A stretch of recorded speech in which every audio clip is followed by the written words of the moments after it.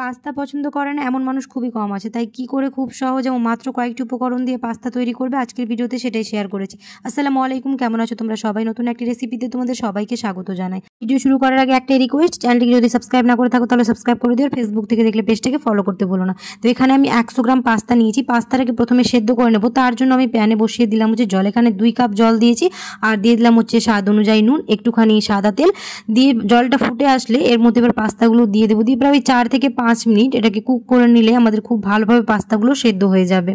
সাদা তেল দিলে পাস্তাগুলো কি ঝরঝরে থাকে, আর এখানে একটুখানি চাইলে ভিনিগারও তোমরা দিয়ে দিতে পারো, তবে আমি এখানে সাদা তেল দিয়ে এটাকে সেদ্ধ করে নিয়েছি। এটা সেদ্ধ করতে প্রায় 4 থেকে 5 মিনিট সময় লেগেছে। এবার আমি ভালো করে ঠান্ডা জলে ধুয়ে একদিকে জল ঝরতে দিয়ে দিলাম, অপর দিকে আমি কড়াই বসিয়ে দিয়েছি। কড়াইয়ের মধ্যে দিয়ে দিলাম হচ্ছে তেল গরম হয়ে আসলে এখানে দিয়ে দিলাম হচ্ছে পেঁয়াজ। আমি এখানে 2টো পেঁয়াজ নিয়েছিলাম, পেঁয়াজটাকে আমি 1 থেকে 2 মিনিট খুব ভালো করে ভেজে নেব। তারপর ওর মধ্যে অ্যাড করলাম হচ্ছে গাজর, আমি এখানে একটা গাজর নিয়েছি, গাজরটাকেও ছোট করে কেটে নিয়েছি।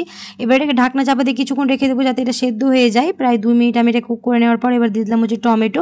যেহেতু আমি পরে টমেটো সস ব্যবহার করব তার জন্য আমি এখানে একটাই টমেটো দিয়েছি। দিয়ে খুব ভালো করে 1 থেকে 2 মিনিট আবার কুক করে নেওয়ার পর একটুখানি দিয়ে দিলাম হচ্ছে নুন, তাহলে এটা খুব তাড়াতাড়ি সেদ্ধ হয়ে যাবে।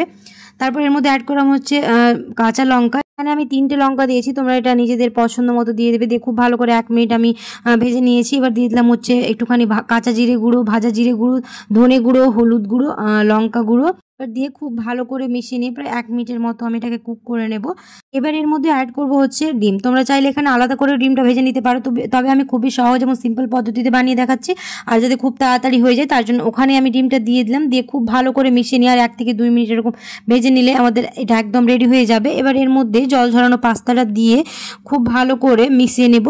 এই পাস্তা হয়ে যায় খুব তাড়াতাড়ি এবং খেতেও খুবই ভালো লাগে, ছোট থেকে বড় সবাই খুবই পছন্দ করে। খুব ভালো করে মিশিয়ে নেওয়ার পর এখানে দিয়ে দিলাম হচ্ছে 1 চা চামচ ভিনিগার, 1 চা চামচ সয়া সস আর 1 চা চামচ টমেটো সস দিয়ে খুব ভালো করে আমি এবার মিশিয়ে নেব।